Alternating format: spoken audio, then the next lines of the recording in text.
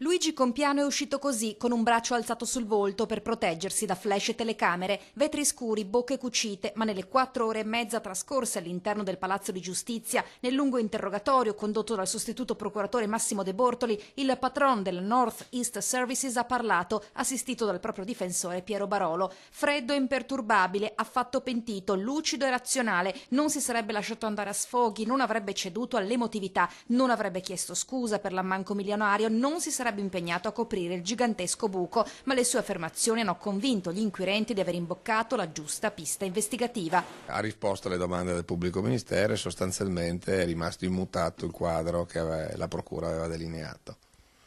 Quindi appropriazione indebita, e gli indagati sono quelli sui quali abbiamo puntato gli occhi.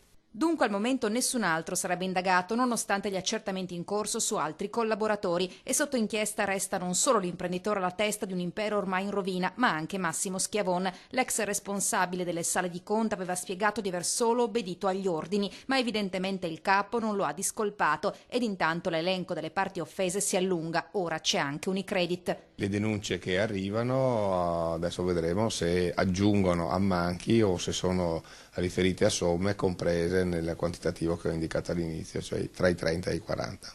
Nel frattempo i dipendenti aspettano febbrilmente il bonifico degli stipendi e si preparano ai primi incontri con le istituzioni. La totale disponibilità da parte del sottoscritto ad essere a fianco ai lavoratori e a fianco all'azienda, perché se vi è una via di uscita per salvare i posti di lavoro noi ci siamo.